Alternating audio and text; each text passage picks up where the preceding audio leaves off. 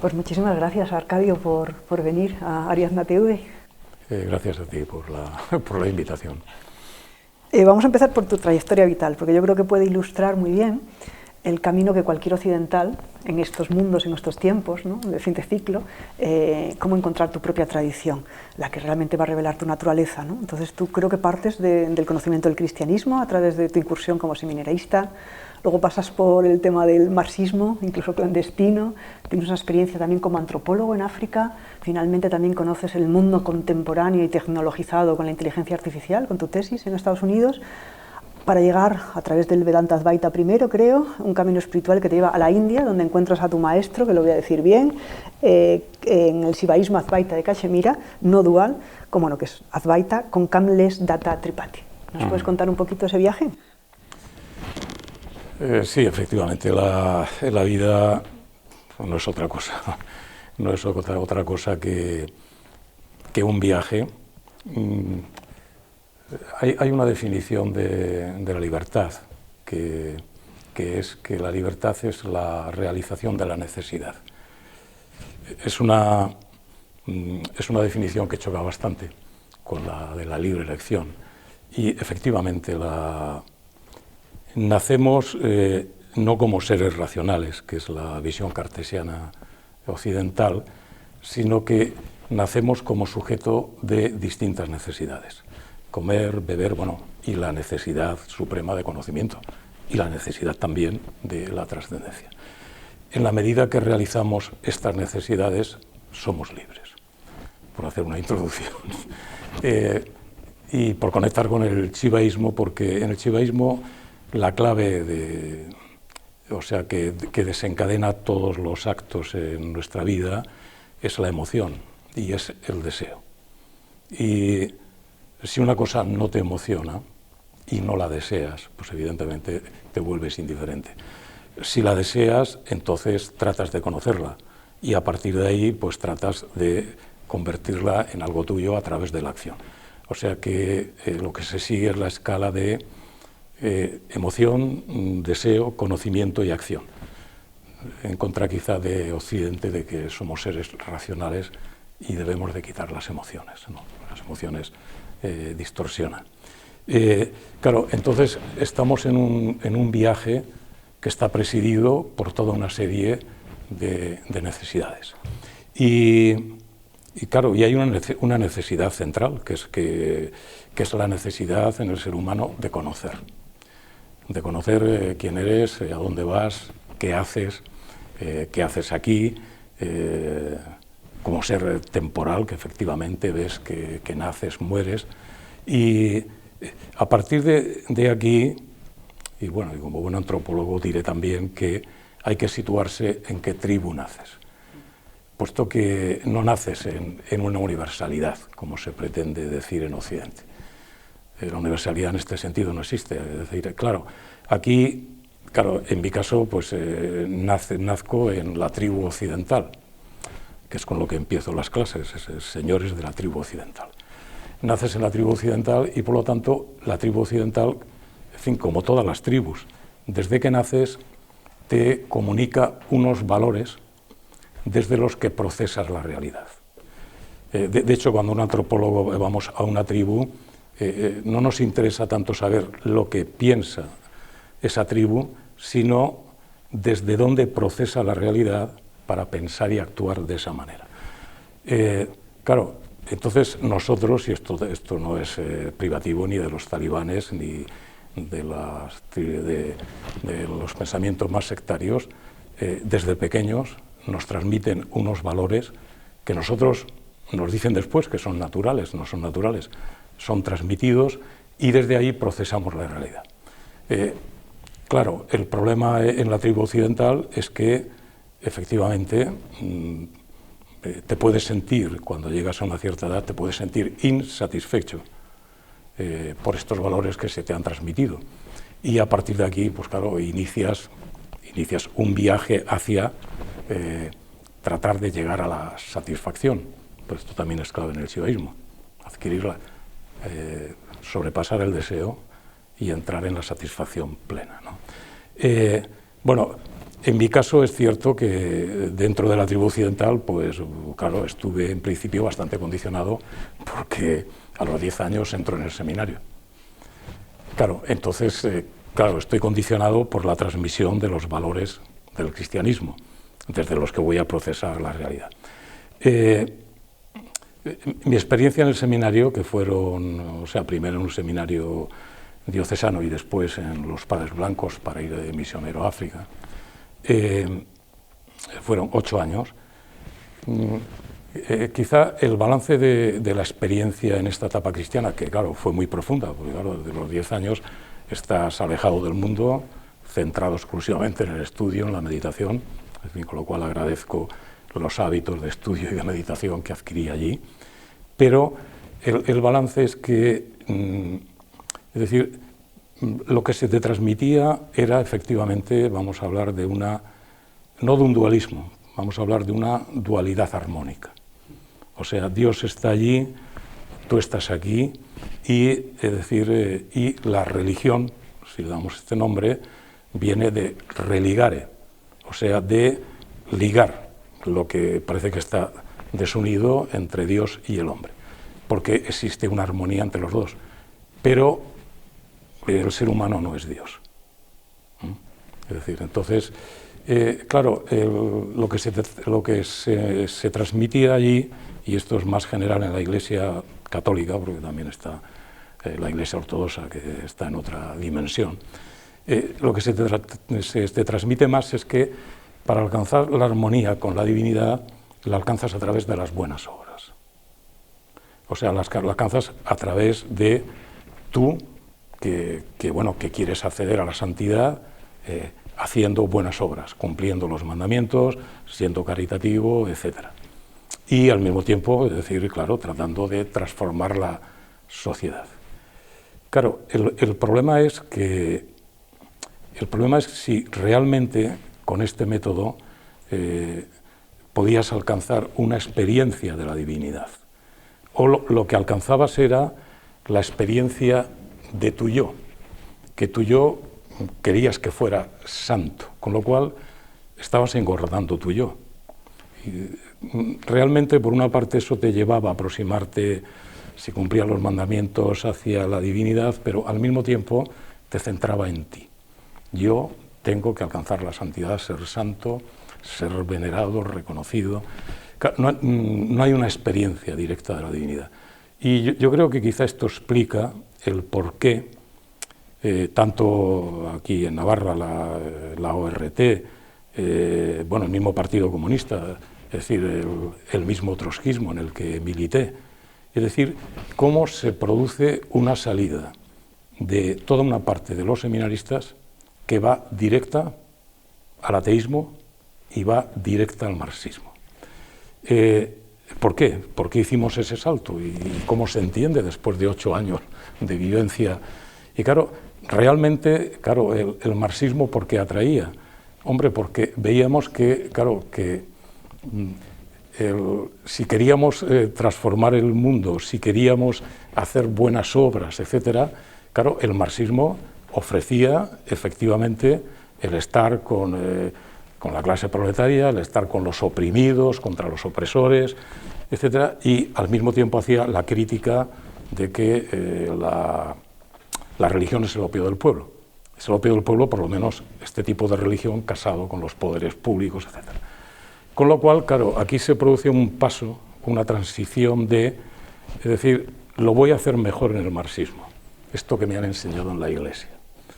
Y esto explica que los cuadros y los dirigentes de todos estos partidos, había una parte que éramos seminaristas, y lo único que hicimos fue, en vez de estar 12 horas consagrado todo el día en la Iglesia, esas 12 horas estabas consagrado más que otros militantes, estabas consagrado al marxismo. Y bueno, y acababas en la cárcel, yo estuve en la cárcel, y efectivamente estabas dispuesto a sacrificar tu vida, eso ya lo habías adquirido en el seminario. O sea, no tenía ningún problema si después te torturaban en comisaría, etcétera, ¿no? Que ya lo hicieron. O sea, se produce esta transición. Después llega un momento en que efectivamente, es decir, como toda cuestión limitada, y después, que ya entraré en su momento, como toda utopía occidental, porque Occidente va de una utopía a otra, y va de una utopía a otra porque no consigues la plenitud en el presente. Si no consigues la plenitud en el presente, estás disparado siempre hacia el futuro. Los coches del futuro, dices tú, pero bueno, si el coche está en presencia, ¿para qué hablar del coche del futuro? Es decir, el programa del futuro, el programa político, pero si está en presencia, es decir, siempre hay una huida hacia adelante. Claro, la experiencia después en el marxismo, efectivamente, pues te produce finalmente una insatisfacción. Entre otras cosas porque en la Iglesia ya habías vivido ya un dualismo. El dualismo verdad-error. Si estás en la verdad, estás en el bien, y si estás en el bien, estás conmigo, por lo tanto yo te voy a proteger. Pero claro, si estás en el error, estás en el mal, y por lo tanto eres mi enemigo, y o te convierto o te destruyo. Esto no es el mensaje del todo del Evangelio, pero sí es una trayectoria de la Iglesia, desgraciadamente. Claro, cuando pasas al marxismo, claro, te encuentras que esas categorías están también presentes. O sea, en el principio, en el marxismo, es decir, no había escasez. Y como no había escasez, pues no había clases. Hay un momento que se produce la escasez, según Marx, y entonces hay una parte de la humanidad que se apropia, lo poco que hay, nacen las clases. Vale, pero ahí entonces aparece el mal. Aparece, es decir, del paraíso inicial aparece el mal. Y a partir de ahí tiene que venir la redención. La redención va a ser la clase proletaria que se va a redimir y va a llevar a recuperar el paraíso inicial en el comunismo. Hay un momento que veo que las categorías más duales de la Iglesia se repiten otra vez en el marxismo. Y además lleva al marxismo a lo que le ha llevado. Por una parte, en nombre de lo que se entiende que es el mal, a aniquilar cualquier tradición que se le ponga por delante. Es decir, en África, en cualquier sitio lo ha intentado y en parte lo ha conseguido. Y al mismo tiempo pues lleva, es decir, a unas críticas que la izquierda no ha hecho todavía, lleva pues a las matanzas, a los encarcelamientos, a los campos de concentración, etcétera, en nombre de que o te conviertes a la verdadera verdad del marxismo o evidentemente se te liquida. Es decir, y eso está ahí.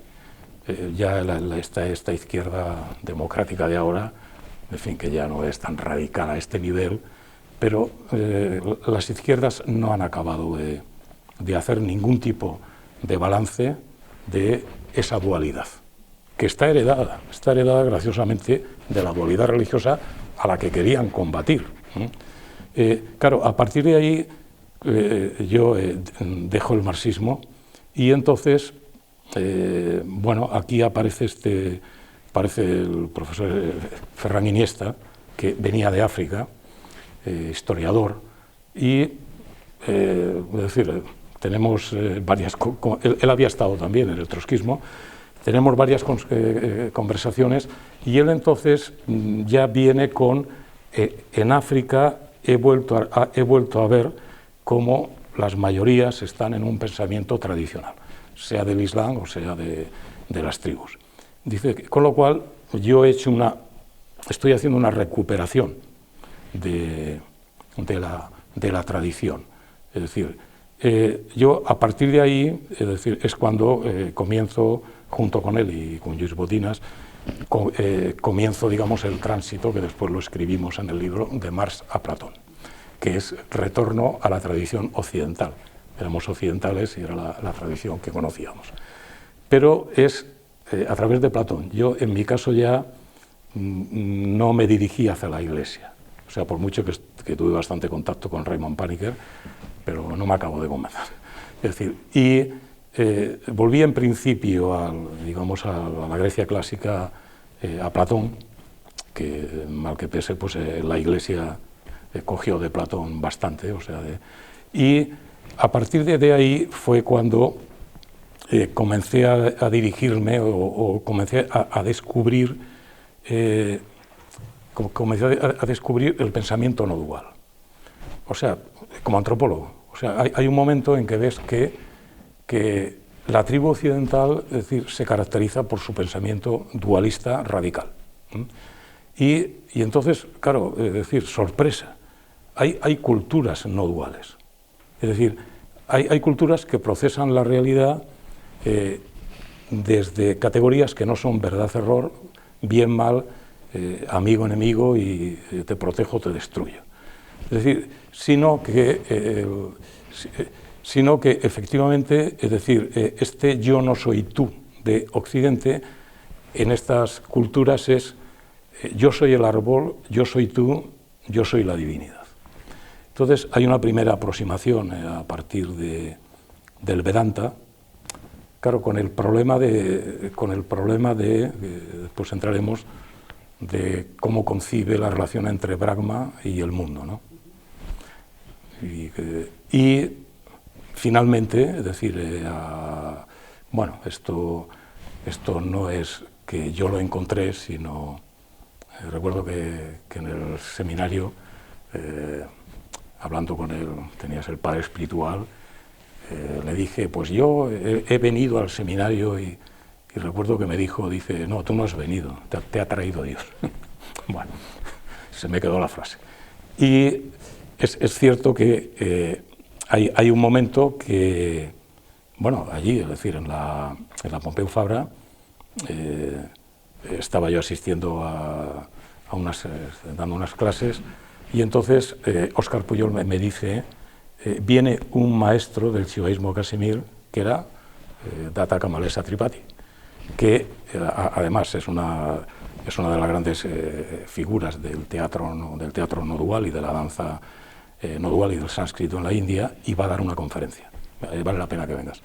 Bueno, fue ahí donde conocí a Tripathi, y gracioso, a la salida fui a hablar con él, me lo presentó Óscar Pujol, y entonces le dije, bueno, yo estoy tratando de seguir el Vedanta, pero claro, si quieres seguir el Vedanta, seguirlo de verdad. Claro, te tenías que retirar a un monasterio en la India y tenías también que ser admitido por una familia de brahmanes. Bueno, ese es el auténtico Vedanta, después ya... Y bueno, se lo dije, y entonces, es decir, me ha impresionado bastante la exposición sobre el Shivaísmo Casimir. Bueno, él la hizo sobre teatro, pero sacó. Y no sé, me gustaría conocerlo. Claro, es gracioso porque en el Shivaísmo Casimir está prohibido el proselitismo. O sea, si tú lo conoces y te acercas muy bien, pero no se puede hacer proselitismo. Es decir, no hay misión. Ya entraremos después, que es otra de las claves de Occidente, la misión, ¿no? Y no me hizo caso. Me dijo, no te preocupes, si necesitas el maestro ya aparecerá. Y me dejó plantado. Con lo cual dije, hombre, no sé, lo normal es que me hubiera dicho, bueno, ya te pasaré un libro, no sé, ponte en contacto conmigo. No hay proselitismo, o sea, cuando necesites el maestro aparecerá. Claro, entonces yo acabé escribiéndole y diciéndole, me interesa esto, y entonces fue cuando él me dijo, bueno, como veo que tienes un intenso deseo de seguir este camino, es decir, y por lo tanto Shiva parece que te trae, vale, a partir de ahora, bueno, y fue ahí cuando finalmente pues acabó aquí, ¿no? Fuiste a la India, entonces... A partir de aquí, efectivamente, es decir, ya inicié los viajes a la India, o sea, hice un primer viaje a Ujjain, que está en Madhya Pradesh. En Ujjain está la Kalidas Academy. La Kalidas Academy es uno de los 2 o 3 centros claves de la India, donde se enseña el sánscrito a los niños desde pequeño, se enseña el teatro no dual, es decir, se hacen los actores de teatro allí, y la danza no dual. Y entonces, en esos momentos, Tripathi era el director de la Kalidas Academy, que para mí también fue una gran experiencia el ver cómo, es decir, una tradición que tiene más de 5.000 años, es decir, la recibían los niños con la misma doctrina de hace 5.000 años, ¿no? Y bueno, y cómo desde pequeños, efectivamente, es decir, procesaban la realidad desde ahí y ver un poco toda la trayectoria. Y además con una cosa que bueno, que me chocó, pero bueno, dentro del shivaísmo hay un momento, porque claro, en la India también la modernidad, en fin, está dentro, y allí hay un colegio norteamericano, en fin, para formar hindús como buenos modernos, ¿no? Y entonces le pidieron a Tripathi, es decir, el poder celebrar la fiesta en la Kalidas Academy. Entonces, que es un lugar, digamos, más sagrado, etcétera. Y bueno, y entonces vi el contraste, asistí, me dijo Tripathi, asiste a la fiesta. Asistí y era una fiesta occidental pura, o sea, con rostro hindú, ¿no? Y entonces le dije a Tripathi, digo, pero hombre, es decir, esto no cuadra. Y me dijo, mira, son también Shiva, y por lo tanto también tienen un sentido. Bueno, era importante porque era vivir en la práctica lo que es la no dualidad.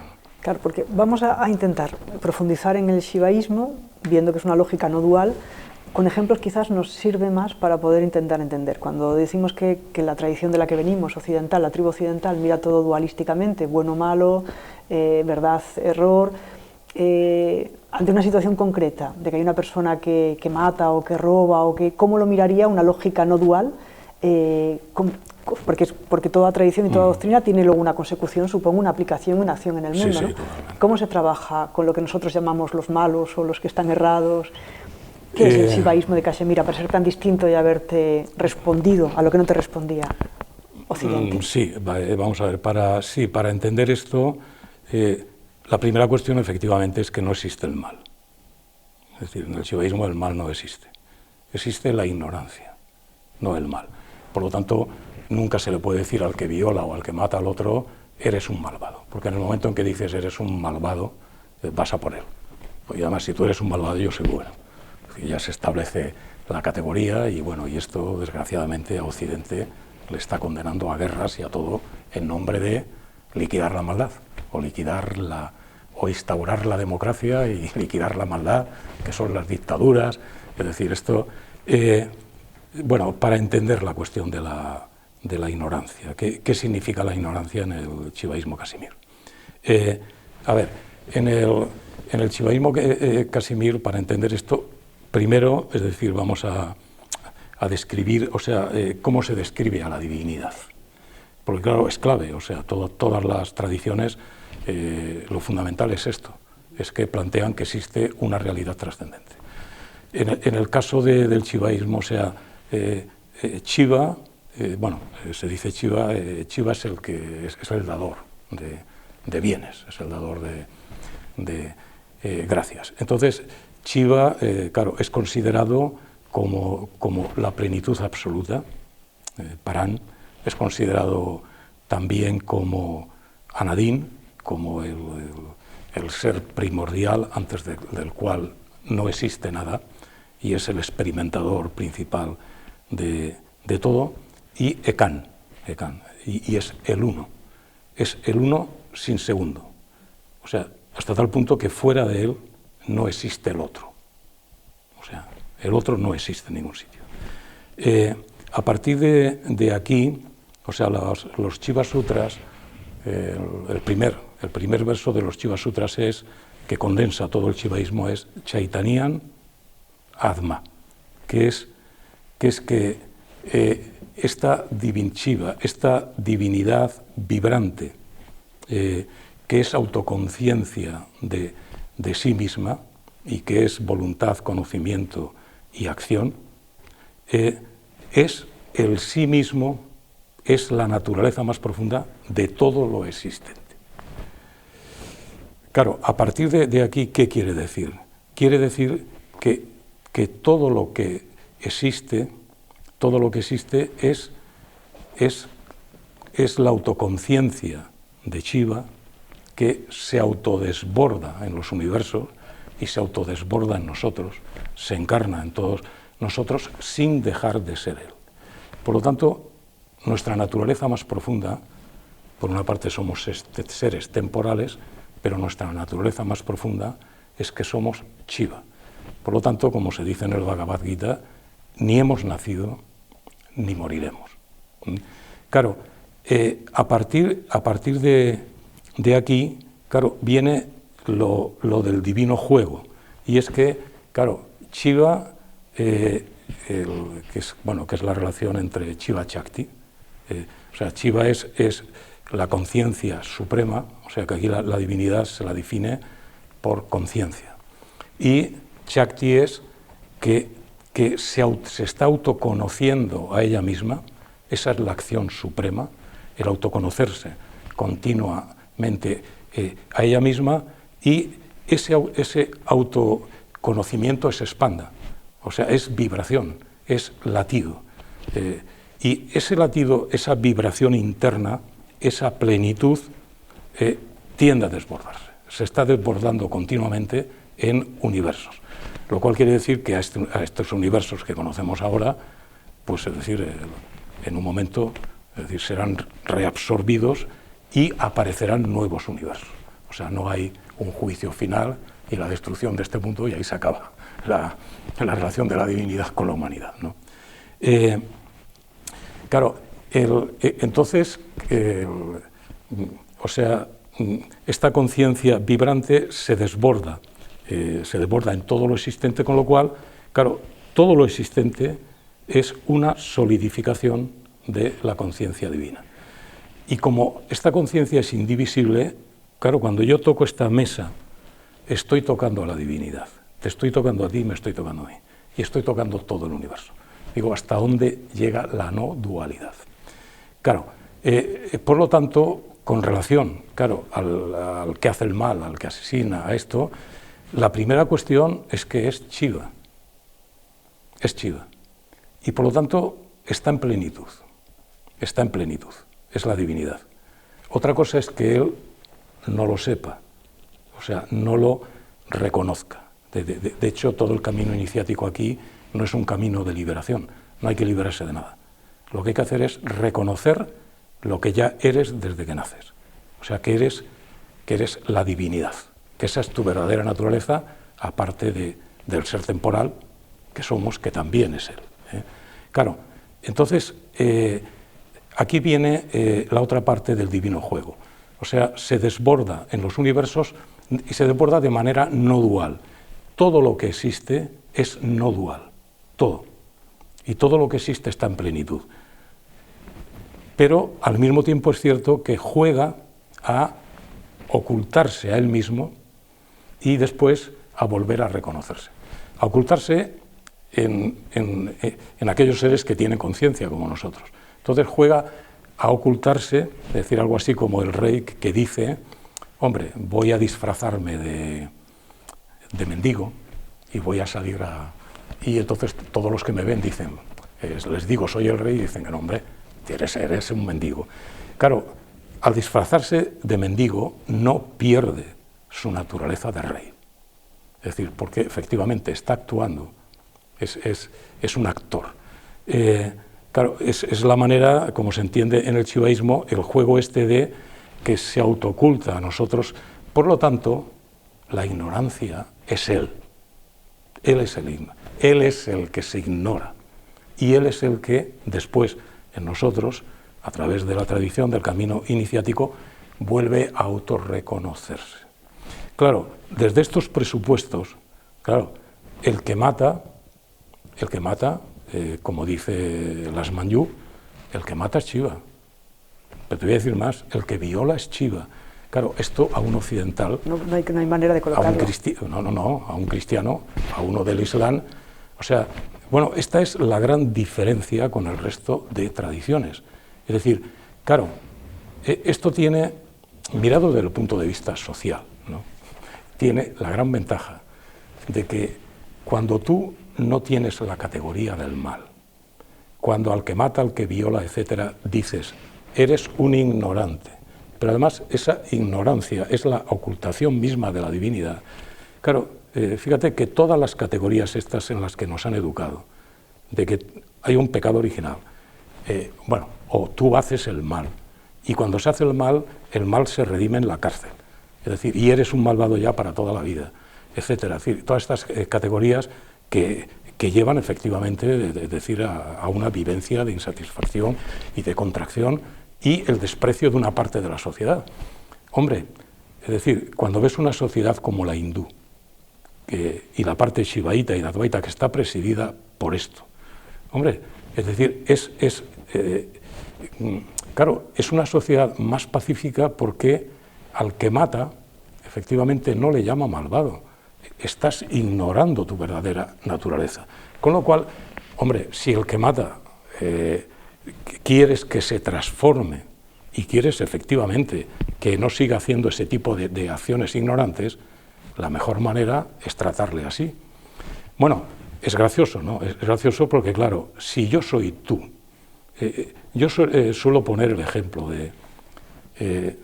bueno, ahora hay un diálogo aquí, por lo menos pequeño, pero lo hay, entre el de ETA que ha matado con la madre, es decir, del hijo al que ha matado, ¿no? Y se sientan los dos, y se sientan.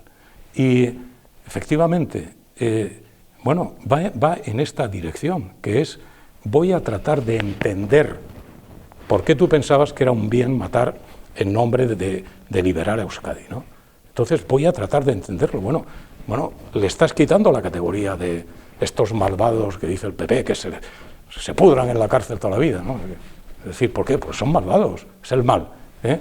Y por parte del de ETA también hay aquello de, hombre, voy a tratar de entender qué es lo que hice, y además lo hice en nombre del bien, que era del bien de mi pueblo, graciosamente. O sea, visto desde arriba, en la dualidad, este piensa que está haciendo el bien y la parte españolista piensa que también está haciendo el bien, y van a liquidarse mutuamente, y van a liquidarse los dos en nombre del bien.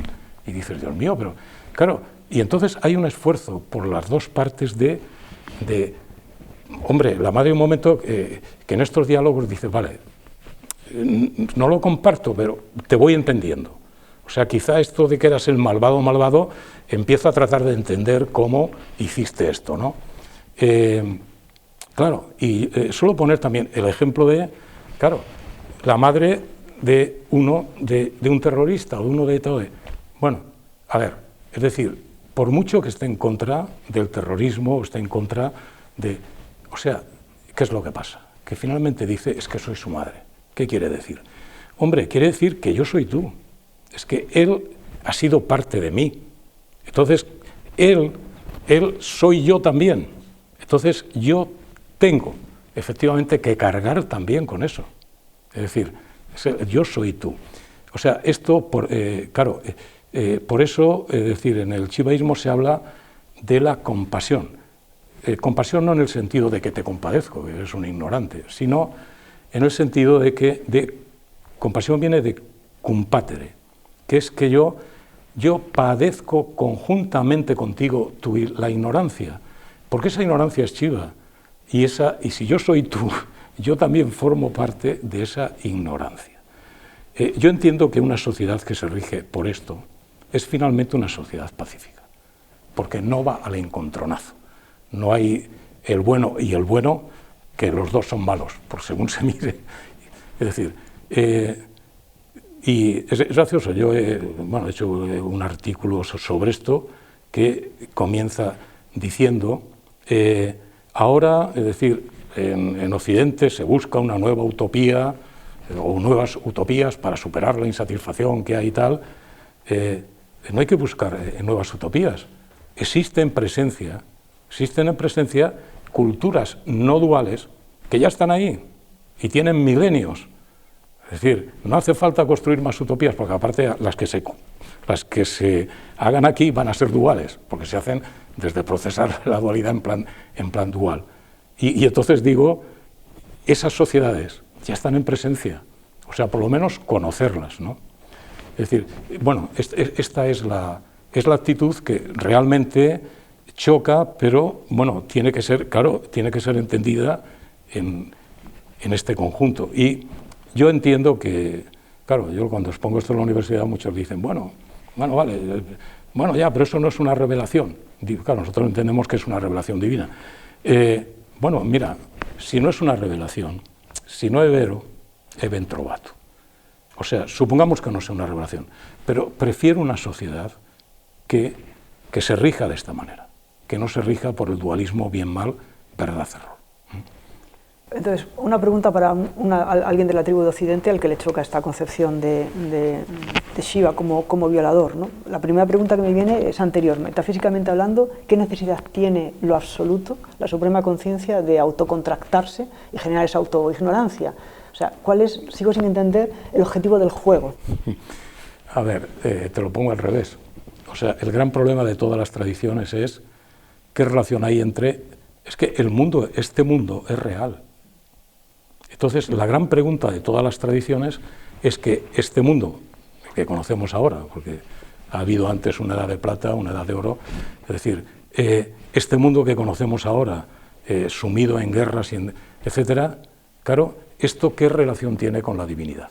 Entonces, o sea, el problema no es desde arriba, o sea, es decir, ¿y cómo se le ocurre? No, no, el problema es ¿y cómo explicas? Es que está aquí, y si está aquí, ¿qué relación tiene con la divinidad? Solo hay dos salidas. Es una relación dual. O sea, lo creó y lo dejó ahí. Y entonces este mundo se ha pervertido. Es decir, cogió la manzana del árbol del bien y el mal y a partir de ahí se ha pervertido y Dios no tiene nada que ver. Es decir, en todo caso nos envía el Redentor, es decir, para sacarnos de ahí, pero desde fuera, porque Él no es responsable. Bueno, esto es una visión de dualidad, digamos, armónica, es decir, pero es una visión dual. Claro, entonces, claro, la visión no dual lo que trata es de decir, puede quedar algo fuera de la divinidad.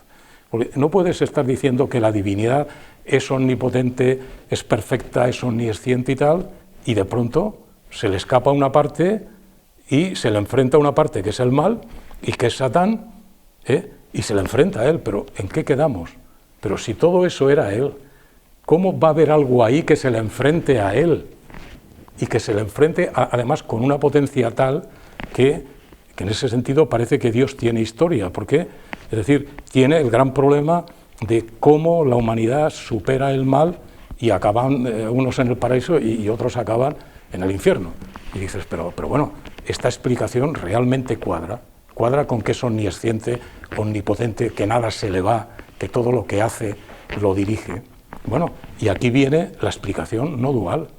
Claro, el Advaita, claro, el Advaita es el final de los Vedas, es el final del Vedanta. O sea, Veda, Anta es el final de los Vedas. Y, claro, se encuentra ya con la edad oscura. Y, claro, entonces dice, pero a ver, ¿cómo Brahma, cómo la divinidad suprema, omnisciente, etcétera, cómo va a ser esto? Bueno, pues claro, y es ahí donde, siendo no dual, tiene que hacer equilibrios, que es neti.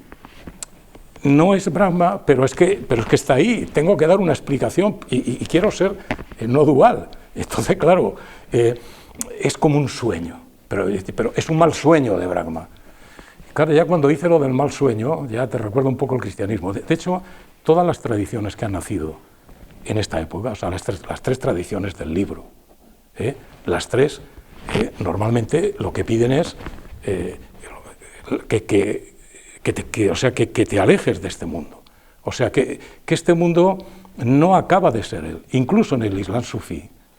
Es decir, claro, tú puedes estar en el mundo tú, sin ser del mundo. Ahora, que el mundo sea él, o sea, por mucho que es cierto que en el Tratado de la Unidad dice que fuera, sí, pero después eso no se concreta. Después, decirle a un sufí, es decir, este que viola es él, a lo mejor te cortan la cabeza. Es decir, cuidado. Es decir, o sea, en este sentido... Hay una ambigüedad, todo está maldito salvo la faz de Dios y a la vez todo donde mires solo verás la faz de Dios. Hay una ambigüedad. Es decir, exacto, es decir, hay, claro, estas tradiciones no duales, claro, intentan salvar y decir, esto no se le puede escapar a la divinidad.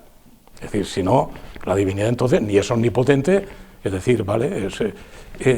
Claro, y es aquí, que es por lo que se dice que el Shivaísmo Casimir viene de la Edad de Plata, o sea, viene de una edad, digamos, o de una cultura más floreciente en la que no existía este tipo de guerras y de dualismo brutal, y entonces, claro, ahí es más sencillo decir, todo esto que ves es él, claro. Entonces, el gran problema es este. es, vale, si te quedas con la explicación de que Dios no preside el mundo, y quédate en la dualidad. Pero bueno, ahí falla, ahí está fallando el que la divinidad sea lo único existente, que es, claro, y en este sentido, para mí, es decir, a nivel lógico, esto es lo más consecuente, que es que no se le escapa, a él no se le escapa el mundo. El mundo, es decir, él se desborda, pero no existe el concepto de creación, desborda como una emanación. Su Shakti, bueno, hasta tal punto que efectivamente, es decir, si en estos momentos yo estoy hablando y tú estás ahí, es porque nos está poniendo, no es que nos creó y nos dejó ahí, nos está poniendo en la realidad ahora mismo, nos está manteniendo y cuando pasa el minuto nos está reabsorbiendo, O sea, hasta ahí llega. Claro, entonces yo entiendo más lógica este tipo de explicación. La ignorancia es él, y es cierto que él, se dice en el chivaísmo, hay un momento que dice, voy a hacer lo más difícil que pueda hacer, porque soy omnipotente y tengo la voluntad de hacer lo que quiera. ¿Qué es lo más difícil que puedo hacer? Pues lo más difícil que puedo hacer es que siendo eterno, al mismo tiempo sea temporal, y que siendo omnisciente, al mismo tiempo me encarne en unos seres cuya mente, sentidos y tal, le dan una visión dual de la realidad. Es decir, y todo eso lo voy a hacer porque me da la gana, por divino juego, es mi juego. Es decir, claro, aquí lo más sorprendente no es que él sea la ignorancia, lo más sorprendente es que él a la vez sea omnipotente y temporal, o sea, omnipotente y al mismo tiempo, es decir, sea de acciones limitadas, que sea omnisciente y que al mismo tiempo, es decir, tenga un conocimiento limitado en nosotros. Eso es lo más sorprendente. Pero es gracioso, porque el cristianismo dice que Dios, sin dejar de ser Dios, se encarna. Está diciendo exactamente, claro. Lo que pasa que no lo extiende. Lo que pasa es que se encarna solo Él, pero en nosotros no somos Él. Pero todos llevamos el Cristo dentro, de alguna manera. Pero no somos Él. No somos Él. Dios no se ha encarnado en nosotros. Eso ya es una herejía. Es gracioso. Y acusa al chivaísmo de panteísmo. Esto de que Dios es el árbol y es la vaca. Es decir, y sin embargo, pero muchacho, pero si estás diciendo que se encarnó en una mujer, estás diciendo lo más fuerte que se puede decir, que, bueno, eso debe ser un juego también. Debe ser que ha jugado a encarnarse para redimirnos. Es decir, bueno, y sin embargo, no admite que todo lo demás sea Él. No lo admite. Bueno, y ahí entran las categorías de pecado, etc.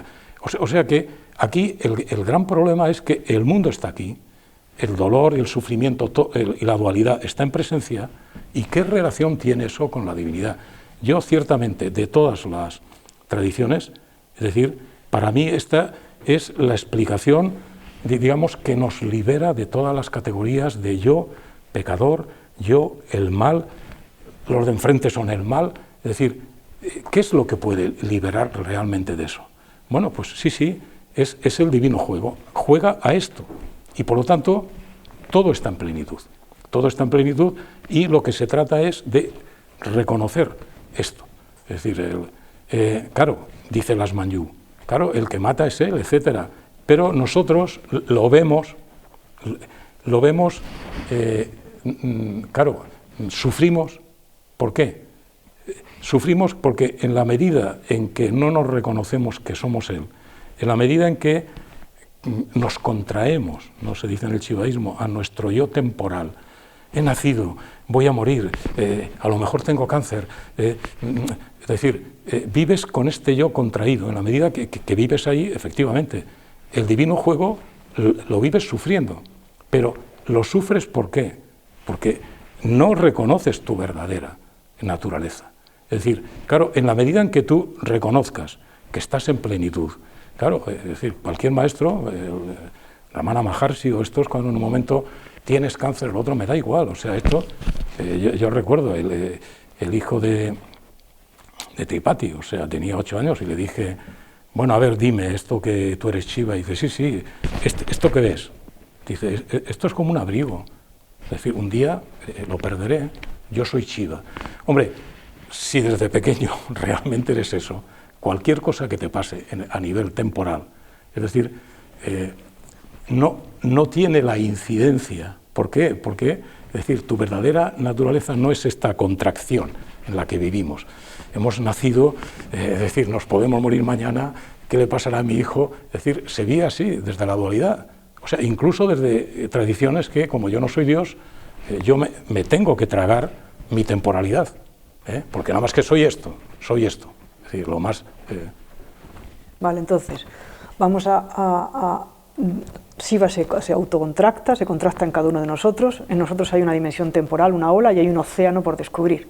Si descubrimos ese océano, si nos sumergimos en él, somos una gota. Si nos sumergimos en ese océano, esta limitación temporal, que es la que genera la ilusión de sufrimiento, entonces, ¿cómo lo hace el shivaísmo? ¿Qué propone el shivaísmo de Cachemira para descontractuarnos o desalojarnos de esa contractación y volver a conocer desde el esplendor, de ese esplendor que se rebasa en nosotros? Porque supongo que si no hay moral en el shivaísmo, por lo que deduzco, es porque la ética surge del instante en el que tú eres Shiva, no ejerces ningún error en tu movimiento, sino que es pura belleza, será un Satchitananda. ¿Se parece en eso también al Vedanta? Sí, no existen mandamientos. O sea, si yo soy tú, ¿para qué me van a poner el mandamiento de que no te mate, no te viole, etcétera? No hay mandamientos. Y eso solo lo haces si estás identificado con Shiva. Evidente, es decir, claro, si yo no soy tú, entonces de entrada ya, a ver quién eres, a ver si me interesas, a ver si me vas a agredir, a ver si puedo sintonizar, claro, es decir, se establece otro tipo, que es las relaciones que hay en las sociedades duales. Yo no soy tú y a ver cómo nos entendemos, Por lo tanto, vamos a hacer leyes y mandamientos para que no nos destrocemos, no sea que tu interés no sea el mío.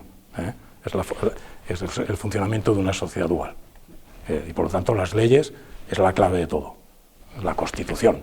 Hemos hecho una Constitución para no matarnos, que a pesar de eso, pues en fin, tampoco lo consiguen, pero bueno, es decir, a pesar de eso ahí sigue el bien, el mal y sigue todo en presencia. Entonces, ¿no? ¿cómo quitamos esa? ¿Cómo ¿Qué plantea el shivaísmo como método espiritual? Como en todas las tradiciones, es decir, lo que tienes que seguir, pues el camino iniciático.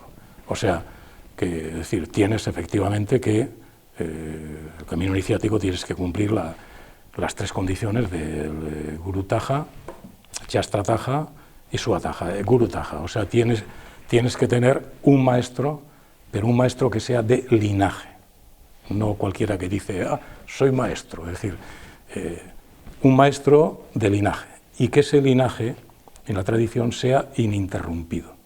O sea, cuando en una tradición el linaje se corta, y después cuando pasa no sé cuántos años aparece alguien que dice, y ahora sigo la tradición, es decir, tiene que ser, de hecho en el shivaísmo que Casimir, desde miles de años puede seguir todo el linaje, absolutamente ininterrumpido. En la época que se mantiene oculta durante no sé cuántos siglos y luego vuelve a emerger. Sí, porque están, es decir, están ocultos, pero están ahí. Es decir, hay un momento en el shivaísmo, efectivamente, que se pasa de la tradición oral a la escrita, que es cuando los Shiva Sutras aparecen en una roca y después se escriben, que eso ya es en el siglo VIII después de Jesucristo, y bueno, que es el momento en que las tradiciones orales dicen, en medio del Kali Yuga y del dualismo que hay aquí, para que no se pierda la oralidad, las vamos a escribir. Entonces, ahí viene el texto escrito, pero se sigue transmitiendo oralmente. Entonces, tiene que ser un gurú de linaje, o sea, iniciado en el linaje y con el permiso del linaje para transmitir. La segunda cuestión es que lo que transmita sea las doctrinas, los shastras de la tradición, no que transmite lo que se ha inventado él, ni comentarios que ha hecho él por su cuenta, que es un poco también lo que vemos aquí con determinados maestros de la India que, bueno, aquí he hecho un librito para que los occidentales lo entiendan mejor y adelante. Bueno, ya has roto con el linaje. ¿Por qué? Porque aunque estés iniciado, has roto es decir, no enseñas la doctrina de los shastras. O sea, estás enseñando tu doctrina. Entonces es Guru Taja, Shastra Taja y después Suataja. Tú tienes que seguir este camino y estudiarlo, conocerlo y, sobre todo, experimentarlo. Es decir, porque la clave de toda tradición, finalmente, es experimentar la divinidad. Claro, en el caso del shivaísmo, experimentar la divinidad no es experimentar solo la trascendencia divina, es experimentar que todos somos divinos. O sea que, claro, entonces hay tres vías iniciáticas. Está la del Shambhavopaya, claro, es para los que nacen en la India y desde pequeños ya tienen, bueno, ya han mamado, es decir, toda una gran parte, y realmente lo que les queda por recorrer para llegar, digamos, al Jivan Mukti, bueno, que es la otra figura que no hay en otras tradiciones, o sea, llegar a la liberación en vida, o sea, ya no necesitas ir ya después de la muerte, no hay nada más, ya lo has alcanzado aquí, aquí. Tres caminos, estabas diciendo. Sí, entonces, este es el Shambhavopaya, después está la vía del Shaktopaya, que es la vía que seguimos la mayoría, que es que efectivamente vienes de la dualidad y tienes que recorrer un camino. Este camino lo recorres con la transmisión oral del maestro, lo recorres también con el Shaktipata. El Shaktipata es el descenso de la Shakti. O sea, tiene que haber, hombre, cuidado, es gracioso, porque en la no dualidad shivaíta, es decir, si tú en un momento tienes el intenso deseo de recorrer este camino, es porque Shiva ha decidido volver a reconocerse en ti. El que recorre el camino es él, indivisiblemente conmigo. Es decir, y aquí otra vez se vuelve a la cuestión de la no dualidad. Entonces, bueno, entonces lo que se te proporciona es el conocimiento de los shastras, que es todo el conocimiento de la realidad como no dual, tanto de la trascendente como de la inmanente, y al mismo tiempo también se te dan todas las prácticas, claro, porque no es una cuestión intelectual. O sea, de hecho, en el shivaísmo se dice que si cuando mueres has superado la ignorancia intelectual, o sea, ya puedes explicar el shivaísmo, lo conoces, pero, es decir, no has superado la ignorancia experimental, si no lo has experimentado, no te ha servido para nada.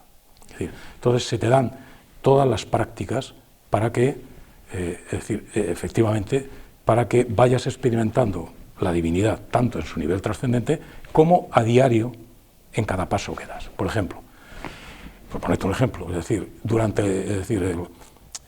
hacemos una meditación todos los días, interna, aparte, pero después, por meditación se entiende tener conciencia, experimentar la divinidad. Pero después lo que se te pide es, no te vayas a un monasterio, vete al mundo, que es donde estás, y durante el día tienes, por ejemplo, un ejercicio que se hace. Cuando yo te veo a ti, de entrada, no debo de decir, veo a Beatriz, debo de decir, estoy viendo una forma de la divinidad. A continuación te etiqueto. Entonces, por ejemplo, una práctica es esta, es no etiquetar. Hombre, ya viene fulano de tal que se comporta de esta manera y en la relación conmigo, de entrada viene una forma de la divinidad. Es decir, por lo tanto, hay unas prácticas que no son solo de meditación interna, sino que las tienes que hacer durante todo el día, o sea, tienes que mantener, digamos, una alerta de conciencia. O sea, porque claro, evidentemente, es decir, estás educado de otra forma y yo tiendo más al verte a ti decir, hombre, Beatriz, pero bueno, ya si vas cogiendo el hábito, yo ya de entrada cuando te veo digo, bueno, estoy entrando una forma de la divinidad, una solidificación de la divinidad, y a partir de ahí, vale, es Beatriz, pero ya estoy viendo en ti a Shiva, estoy viendo en ti a la divinidad. Es decir, entonces se dan también todas las prácticas, es decir, y además se dice que por mucha meditación interna que hagas, y en la meditación interna, es decir, te eleves hasta donde quieras, si durante el día no reconoces a la divinidad en todo lo que ves, si en cada acto que haces, o sea, por ejemplo, mira, hay un ejercicio es, hombre, he movido la mano. Bueno, es decir, la mano, es decir, la he movido porque tiene una energía. Bueno, es decir, pues, estoy, claro, Shiva está moviendo esta mano. Esta mano es él, porque esto forma parte de la Shakti. Es decir, si él no estuviera en estos momentos poniendo en la realidad esta energía de la mano, es decir, esta mano, es decir, entonces hay toda una serie de instrumentos, de prácticas con los cuales, es decir, tratas, bueno, que esa es la meditación central, es la que haces durante el día, con los ojos abiertos. Quizá esto no es tan usual en otras tradiciones. Y es la forma, efectivamente, de ir reconociendo que por mucho que de entrada ves la ignorancia, el sufrimiento y todo lo demás, al mismo tiempo también veas que detrás de eso, que eso es Shiva disfrazado de mendigo. Pero el rey sigue siendo el rey. Y por mucho que yo veo que este ha violado, él sigue siendo Shiva y sigue estando en plenitud. Otra cosa es que no la reconoce. Entonces, todo este camino es para reconocer a Shiva en ti, que tu verdadera naturaleza es la de la divinidad, y la segunda cuestión, al mismo tiempo, es para reconocer que todo lo que existe, si no fuera la divinidad, no existiría. Y por lo tanto, todo lo que existe, que se expanda, que es energía vibrante, es la energía vibrante divina en forma temporal y espacial, ¿no? Esta es y claro, por eso se puede decir que en plena edad del Kali Yuga puedes vivir en la edad de oro. Claro. Ahora, lo más importante es que esto lo haces en medio del mundo y contemplando la dimensión divina que el mundo oculta y la dimensión no dual que el mundo oculta. Claro, porque el gran problema en el momento en que estás en la dualidad, estás diciendo de entrada que Dios creó el mundo dual, con lo cual también dices, pues vaya creación también. Sí, como decía Schopenhauer, ¿no? Sí, claro, vaya creación que lo crea dual. O sea, claro, aquí por lo menos dices, hombre, lo ha creado no dual. Al mismo tiempo está el juego de que, claro, al contraerse él aquí, claro, pierde el conocimiento, lo otro y lo otro, todo esto se vuelve finito. Bueno, eso es, y lo hace pues porque le apetece, porque tiene su voluntad, y eso no se le descontrola, eso sigue siendo siempre él. Entonces, una cosa, para efectos prácticos de alguien que de repente sienta el deseo, luego me matizas un poco más lo del deseo, que creo que es una clave también, sí.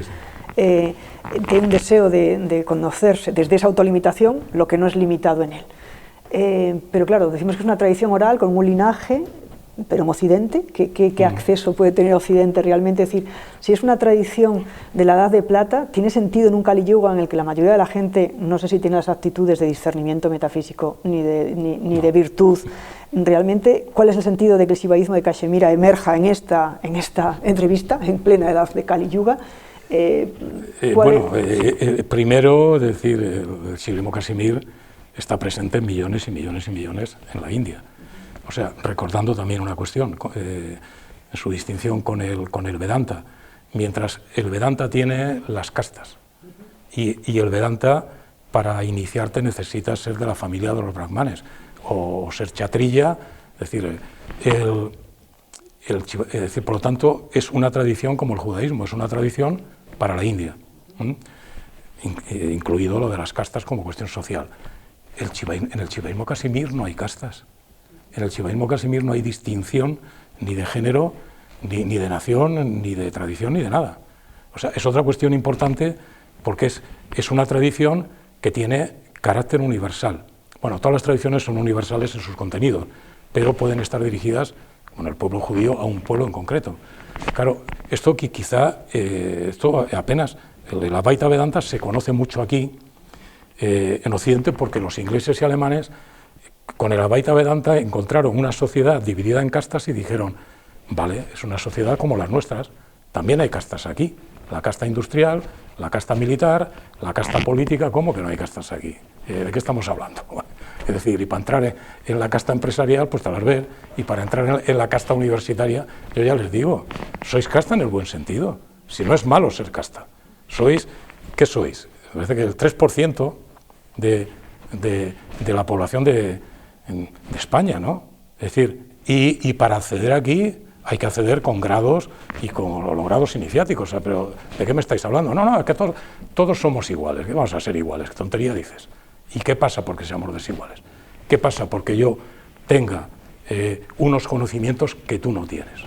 Yo recuerdo cuando estuve con la tribu de los Basás. Claro, los Basás dicen, vale, yo no soy sacerdote Basá, yo no tengo tus conocimientos, pero no vuelvas tus conocimientos contra mí. O sea, si yo tengo los conocimientos, maravilloso, porque yo os los enseño. Está mal en que yo sea desigual a vosotros, en ese sentido, no en otros. Pero, o sea, esta cuestión de que somos todos iguales, ¿no? De cuando va el presidente socialista y coge a un minero y le pone la mano encima y dice, compañero minero, ¿pero qué me estás diciendo? Pero si tú eres el jefe de Estado, pero si yo no tengo poder ninguno, ¿pero cómo puedes decir esa barbaridad? Si quieres, mañana... es decir, que... ¿Crees que es una tradición adecuada para los tiempos de oscuridad, incluso para un Occidente? Sí, o sea, sí, porque está presente en la India y además está presente en la India y sin castas. O sea, porque aquí lo que se nos ha transmitido, claro, ¿qué le pasó a los ingleses y alemanes? Bueno, es que cuando vieron el chivaísmo Casimir y contemplan una sociedad en la que no hay castas y además con este carácter universal, etcétera, no les cuadró.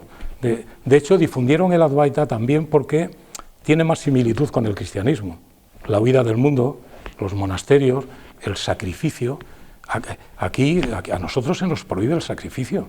A nosotros lo que se dice es que disfruta con cada paso que das. O sea, y si comes, disfruta cuando comes, hombre, que forma parte del disfrute divino. Es decir, aquí está prohibido el sacrificio. O sea, está prohibido y se dice, oye, en un momento te da por emborracharte, dice Last Yu, te da por hacer lo más dual, pues si es tu intenso deseo, hazlo. Y después vuelve a meditar. Es decir, y él ya lo dice, si tú vas y te retiras a un monasterio, estarás pensando en lo que has dejado. Estarás diciendo, joder, es decir, me vuelve aquello, he renunciado a aquello. Es decir, se me hace difícil. Y claro, aquí el avance es en positivo. Aquí es en la medida en que vayas reconociendo tu verdadera naturaleza, lo otro se va disolviendo. Pero no ataques al otro en directo, no digas nunca renuncio a. Porque eso quiere decir que no tienes alternativa. O sea, o que la alternativa que tienes a eso no te produce el intenso deseo que te produce el otro. O sea, cuando dices que tienes que renunciar es que, oye, que lo sigo deseando, entonces, tengo que renunciar. Claro, aquí no. Aquí es que mi intenso deseo vaya en otra dirección. Entonces, de hecho, no renuncio, sino que eso se va disolviendo. Voy dejando que se disuelva porque, bueno, me he enamorado de otra. Entonces, el otro se va disolviendo. Es decir, no es a ver cómo lo rechazo, ¿no? Es otra... Claro, en este sentido, el chivaísmo aquí, digamos, es menos conocido, apenas es conocido. O sea, aquí es chivaísmo y te miran. Si dices Advaita Vedanta, todavía, ¿no? Hombre, sí tiene una misión, es decir, en este sentido, y es que está en presencia. O sea, hay millones y millones, en la India está ahí. O sea, esta extensión de que todo es global y ahora todo es Occidente extendido a nivel mundial, pues no es cierto. Que hay una parte o sea, un 15%, un 20% en la India todavía, está ahí. Es decir, que es modernidad pura. Pues sí, mira, la inteligencia artificial allí tiene gente bastante avanzada. Quizá, entre otras cosas, porque conocen la lógica no dual. Entonces, la inteligencia artificial que se mueve en la dual, para ellos es más sencilla. En fin, eso... bueno, entonces, la otra cuestión es que hace falta que esté en presencia. O sea, hace falta que haya una referencia, que no es una referencia doctrinal de un libro, es una referencia de que hay millones de personas en la India, efectivamente, que están viviendo en esta forma de vida, igual que en la del Advaita, bueno, igual que en el sufismo. Es decir, hay una presencia de la divinidad más allá de su ignorancia, está aquí, y por lo tanto, es decir, la otra cuestión es, bueno, es decir, hay sitios como Occidente donde la ignorancia, digamos, es más profunda, claro. Pero bueno, Occidente sigue siendo Shiva, tampoco es ningún problema. Sí. Tampoco es ningún problema. Sigue siendo Shiva y tiene un sentido también, está ahí. O sea, no es la maldad, no es la... Es decir, que está en la ignorancia, sí, pero sigue siendo también Shiva. O sea. Y una pregunta, igual que el Advaita ha degenerado en Occidente por esa falta de discriminación y de virtud que hay un poquito ahora en esta sociedad adármica y degenera un neo-Advaita, el Tantra de Shivaísmo degenera ya en Occidente en el Tantra, tal como se entiende, ¿no? Creo que hay dos caminos, el de la mano izquierda, el de la mano derecha. Dinos la diferencia entre esa degeneración o esa mala interpretación o tergiversación que se hace del Tantra en Occidente para corregir a navegantes del deseo bien entendido, bien orientado, como estabas explicando un poco ahora, ¿no? Matizar, ya que es uno de los peligros que yo veo a la hora bien, el Tantra, qué maravilloso, puedo disfrutar la vida, ¿no? Maya no es irreal, a través de ella pero puede producir una distorsión grande del mensaje, ¿no? Es decir, aquí lo que se está produciendo es que efectivamente cuando occidentales viajan a la India y entran en contacto con estas tradiciones, claro, es decir, y hay toda una parte que es universitaria, porque conoce la metafísica, etcétera, y son iniciados allí. Pues como buenos occidentales, porque claro, es decir, el occidental estamos educados en que la clave es nuestra individualidad. Y la clave es, como se dice en Norteamérica, ¿qué es? Cuando yo fui allá a la universidad, primera pregunta, ¿qué es lo que te distingue a ti de los otros que están aquí? O sea, tengo que tener, sí, porque si no, ya te puedes ir. Es una universidad de élite. O sea, claro, se está educado en esto, entonces hay la propensión de que se va allí. Es decir, se coge un maestro como Tripathi, es decir, se entra en el linaje, pero la propensión occidental es mi individualidad, tú. Y entonces, claro, vengo aquí, y cuando vengo aquí, pues, es decir, me convierto en maestro. O sea, me hago mi librito, reformulo parte de lo que se me ha dicho, escribo qué es la no dualidad, es decir, oye, qué maravilla lo que ha escrito. Claro, visto desde allí dicen, pero bueno, pues es decir, lo que ha hecho es 4 remiendos de lo que decimos aquí. Pero claro, como aquí hay lo que hay, eso indudablemente atrae. O sea, atrae, oye, la no dualidad. Y bueno, y además el camino es sencillo, porque he hecho un libro que, oye, no hace falta los chastras ya, ni hace falta el gurú. Leéis mi libro y adelante. O sea, esto lo está protagonizando en gran parte Occidente. Claro. Que es por lo que el shivaísmo, es decir, no ha enviado a nadie aquí. Claro. O sea, quitando Las Manjú, que precisamente porque era, digamos, el maestro más avanzado del shivaísmo allí, tenía todas las garantías y fue a Norteamérica y efectivamente no se desvió ni esto, nada. Pero es el único caso, porque después están pues todos los otros casos, claro, y después está el protagonismo del hindú, que está educado allí, que ha sido iniciado, y que de pronto viene a Occidente y se le queda a todo el mundo embobado, ¿no? Pero ¿qué dice este hombre? Y entonces viene la tentación de la parte hindú de, a ver, esto, que claro, que tiene la profundidad que tiene, que no es tan difícil acceder, que tiene las condiciones que tiene, esto, ¿cómo se lo explico yo? Es decir, de manera que me entiendan. Claro, entonces cuando dices eso, ya empiezas a rebajar todo, que es, a ver cómo me lo entendéis. Entonces no puede ser el camino aquel, porque, claro, yo recuerdo que Tripathi me dijo, mira, si quieres seguir este camino, aquí no hay excepción ninguna. O sea, coge el sánscrito, etcétera, y tienes que seguirlo como cualquiera de aquí. O sea, no hay excepción de ningún tipo.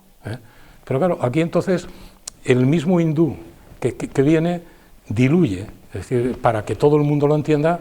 Claro, a partir de ahí, claro, visto desde allí, pues, bueno, pues mira, es una degeneración. Y bueno, es también que efectivamente la batalla contra el ego, contra la disolución de este yo temporal que quiere autoafirmarse, pues en este caso la iniciación no ha conseguido que se disuelva ese ego, al contrario. Bueno, están estos dos fenómenos. Claro, entonces, bueno, el consejo es que cuando se quiera entrar en una de estas tradiciones, pues como siempre, que se vaya a la fuente, que se vaya a la fuente y que después si te ves con fuerzas para hacerlo, y si no, bueno, aquí está también el cristianismo en presencia, con todos sus defectos y con toda la bueno, pero está ahí, y bueno, es una manera de acceder a la trascendencia, por lo menos si se sigue el Evangelio tal como se debería seguir, etcétera, y bueno, y es una tradición que está aquí en Occidente. Pero bueno, la cuestión central es que la ignorancia que hay en presencia, al no ser el mal, al ser la propia divinidad en su divino juego, pues tiene un sentido. Entonces, la Edad Oscura no es ninguna catástrofe. ¿Cuál es el sentido de Kali Yuga entonces? Para ir cerrando, vamos a cerrar con Kali Yuga ya que cierra los ciclos cósmicos.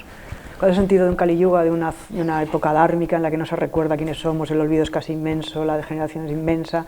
¿Cuál es el sentido de Kali? ¿De disolver lo que ya no sirve para vehicular a Shiva? ¿El agotamiento de un mundo o cómo? ¿Lo explicaría? No, es decir,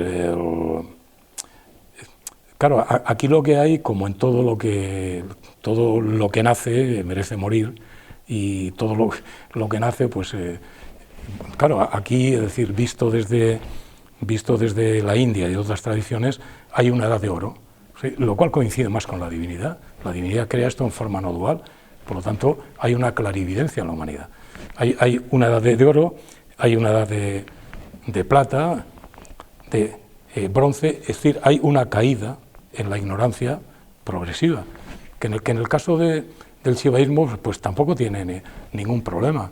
Es decir, hay una ocultación creciente por parte de Shiva en la humanidad, no en toda una parte de la humanidad, y es el momento en que efectivamente todo un ciclo de universos está llegando a su fin. O sea, todos estos millones de universos que conocemos, en estos momentos, el sentido del Kali Yuga es que se está cerrando todo ese proceso de desborde creativo y todo eso va a ser reabsorbido otra vez, bueno, está siendo reabsorbido cada día en la Divina Conciencia, y a partir de ahí va a haber otra explosión de universos nueva. Claro, es una concepción distinta a la occidental, porque la occidental es histórica, lineal. Es de ascenso continuo. Ahora estamos viendo que este ascenso nos lleva... Progreso indefinido. El progreso indefinido hacia arriba, que eso es antinatural, todo lo que nace muere, incluido este occidente moderno, también pasará a la historia, como todo. Y claro, entonces, desde esta visión también de que no existe tampoco la reencarnación, claro, el occidental también estamos muy constreñidos, porque nos encarnamos una sola vez. Y si no aciertas esa vez, hasta luego. O sea, te vas al infierno o lo has pasado mal. Es decir, claro, en el caso de las tradiciones hindús, bueno, y otras tradiciones, en el platonismo, la Iglesia cristiana, hasta el siglo III, hasta que un sínodo lo quitó del medio, creía en la reencarnación. O sea, claro, cuando tienes la reencarnación dices, vale, pues estoy en esta vida, volveré a reencarnarme como si me reencarno 30 veces. Porque claro, el problema no es mi yo temporal, el problema finalmente es el experimentar la divinidad en todo. Claro, entonces, claro, si tienes el recurso a las reencarnaciones, es decir, la valoración de la muerte no es la que tenemos aquí. Porque aquí en la muerte es que la única vida que tenías se te ha ido.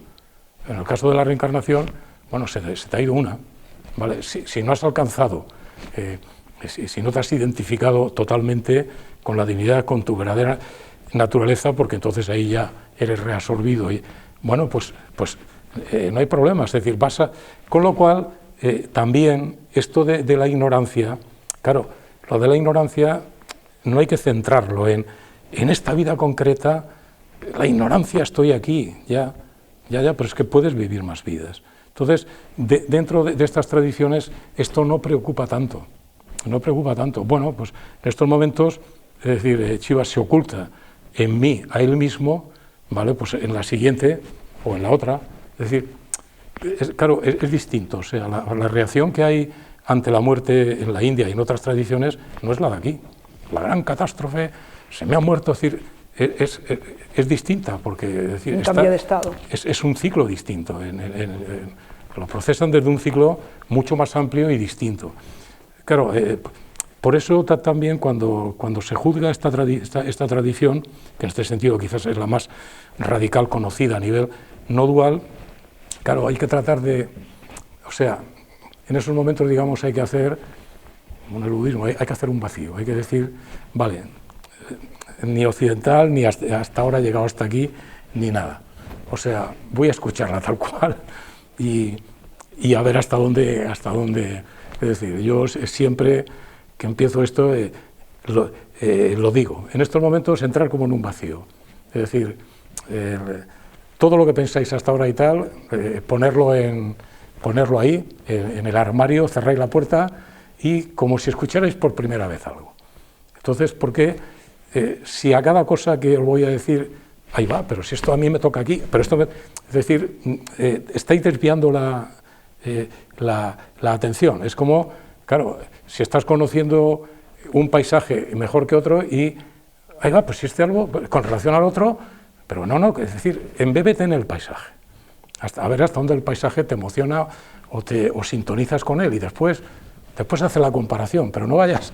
Es decir, claro, yo vengo de aquí, he vivido en un bosque de este tipo, oye, cada cosa que voy viendo, claro, pero entonces no te dejas embeber bueno, es una cuestión también de... Vale, o sea que en resumen, para hacer ya una última conclusión, el sibaísmo de Cachemira como una gran iniciación de un secreto supremo a la circunstancia actual que vivimos de Kali Yuga aporta frente a una lógica no dual.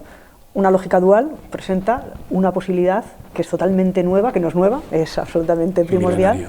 Y esa sería un poco la aportación que podría hacernos el sibaísmo en estos... Sí, es la presencia de la divinidad en su plenitud, no en su ignorancia. O sea, y que está ahí, que no es un libro, o sea, que no es el libro de los egipcios, que ahora vas y dices, vaya, no, es una forma de vida que está en presencia, o sea, Occidente, es decir, ha llegado hasta donde ha podido, pero todavía el 80% de la India, todavía, y va a ser muy difícil también que, digamos, que haya una conversión en más a la modernidad, como ha pasado aquí con respecto a la Iglesia, etcétera. ¿Por qué? Porque, bueno, para un chivaíta, pues, ¿qué te voy a decir yo? Coger cualquier artefacto tecnológico no tiene ningún problema, no es el mal, es chiva. Es decir, es que viene la modernidad, ¿vale? Bueno, pues es chiva en su ignorancia, no hay ningún problema. Es decir, entonces, allí no se produce un enfrentamiento, no hay una elección entre o me quedo aquí o me voy a la modernidad. No hay tal enfrentamiento, puesto que esa modernidad tiene un sentido, también es chiva y convivo con ella, no hay ningún problema. Claro, pero por ejemplo, en la artefacto idolatría que tú comentas, un shivaíta que haya realizado mínimamente un camino de ascenso a esa identidad va a generar una bomba atómica, va a generar unos químicos que contaminen a la madre tierra. No, claro, al contrario. Porque la modernidad, el problema es que niega cualquier otra mirada distinta, niega un conocimiento religioso o espiritual de la naturaleza, entonces la aborda, la violenta, la domina con sus artefactos y con su ciencia funcional, ¿no? Su ciencia, esto si quieres en la segunda parte. Sí, pues aquí ya entraríamos en... Pues entonces despidamos. Muchísimas gracias, Arcadio.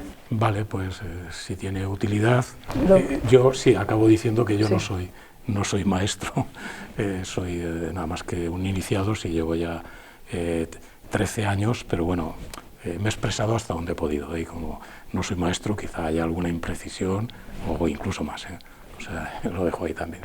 Vale, pues muchas gracias.